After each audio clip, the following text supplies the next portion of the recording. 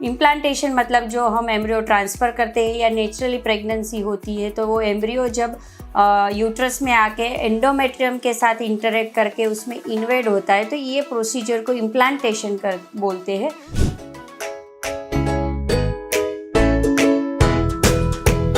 Hello friends, मेरा नाम doctor Shweta Patel है। मैं गायनेकोलॉजिस्ट एंड IVF स्पेशलिस्ट हूँ। लास्ट 10 ईयर से मैं ये फील्ड में काम कर रही हूँ। आज हम डिस्कस करेंगे स्पॉटिंग इन अर्ली प्रेगनेंसी और ब्लीडिंग इन अर्ली प्रेगनेंसी मतलब फर्स्ट ट्राइमेस्टर। जैसे हम सब जानते हैं कि IVF प्रोसीजर में काफ़ी बार एम्ब्रियो ट्रांसफ़र के बाद 8-10 दिन के बाद पेशेंट को ऐसी कंप्लेन होती है कि मुझे ब्लीडिंग हो रहा है, स्पॉटिंग हो रहा है। तो वो उसका रीज़न क्या है? सबसे पहला जब पेशेंट हमारे पास आता है या टेलीफोनिक कंसल्टेशन करता है कि मैडम मैं तो घबरा गई हूँ, ये ब्लीडिंग स्टार्ट हो गया मतलब मेरा IVF फेल हो गया, तो डरने की इतनी ज़रूरत नहीं है। काफ़ी बार एक इम्प्लांटेशन ब्लीडिंग करके एक टर्मिनोलॉजी है, ऐसा कुछ प्रॉब्लम होता है तो इनिशियली इम्प्लांटेशन के बाद थोड़ा बहुत लाइट कलर का स्पॉटिंग पिंकिश या रेड होता है तो डरने की कोई ज़रूरत नहीं है। इम्प्लांटेशन मतलब जो हम एम्ब्रियो ट्रांसफ़र करते हैं या नेचुरली प्रेगनेंसी होती है तो वो एम्ब्रियो जब यूट्रस में आके एंडोमेट्रियम के साथ इंटरेक्ट करके उसमें इन्वेड होता है तो ये प्रोसीजर को इम्प्लांटेशन कर बोलते हैं। और उस टाइम पे कोई लेडीज़ को ब्लीडिंग या स्पॉटिंग जैसा रहता है।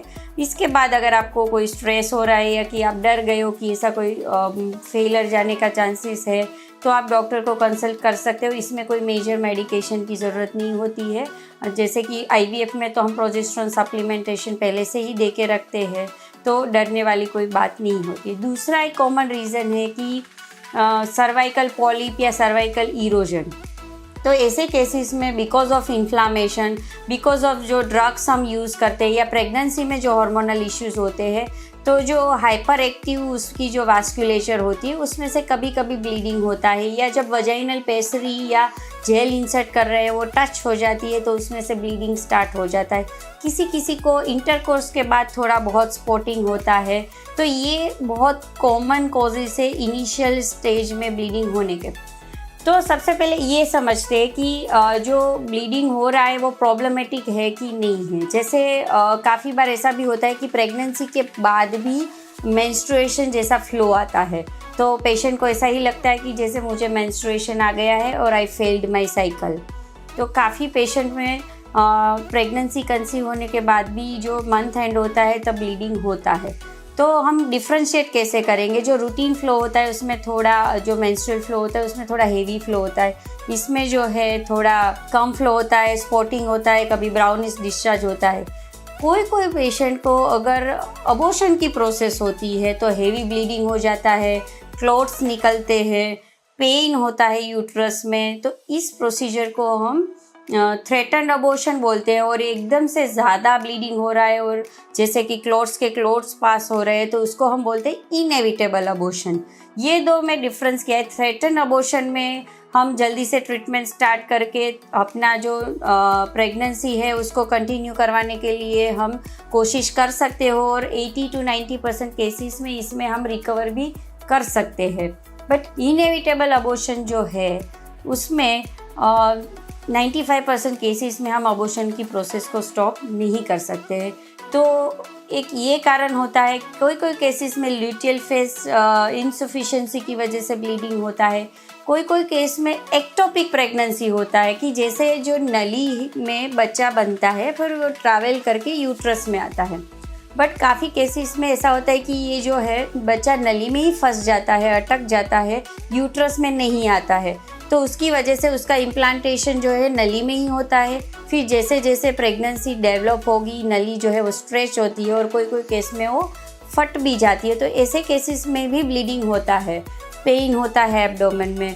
तो जब भी अब करना क्या है कि कोई पेशेंट को फर्स्ट ट्राइमेस्टर में ब्लीडिंग होता है तो क्या करना है? इमीडिएटली आपके डॉक्टर को कंसल्ट करना है।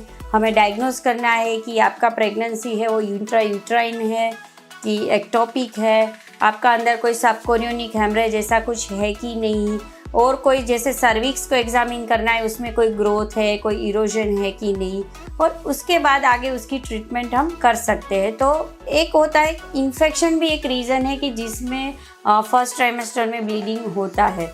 तो बहुत सारे ऐसे रीज़न है कि जिसमें फर्स्ट ट्राइमेस्टर में ब्लीडिंग होता है, बट हम जो ट्रीटमेंट करते हैं तो राइट टाइम पे अगर हम डॉक्टर को कंसल्ट कर लेते हैं और ट्रीटमेंट स्टार्ट कर देते हैं तो I can say 90% of cases में हम प्रेगनेंसी को कंटिन्यू कर सकते हैं।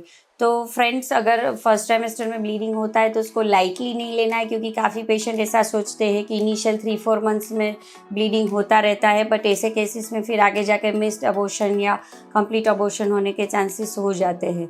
तो डॉक्टर को कंसल्ट करके हमें उसके रीज़न जानने हैं कि क्या क्या रीज़न हो सकते हैं। इम्प्लांटेशन ब्लीडिंग है, सर्वाइकल ग्रोथ है, इंटरकोर्स की वजह से ब्लीडिंग हुआ है, एक्टोपिक प्रेगनेंसी है, या अबॉर्शन का प्रोसेस स्टार्ट हो गया है। तो ये मैंने ब्रीफ जानकारी दी आपको फर्स्ट ट्राइमेस्टर ब्लीडिंग के बारे में। फिर आप डिटेल में अगर कोई जानकारी चाहते हैं तो हमें कांटेक्ट कर सकते हैं। Thank you so much.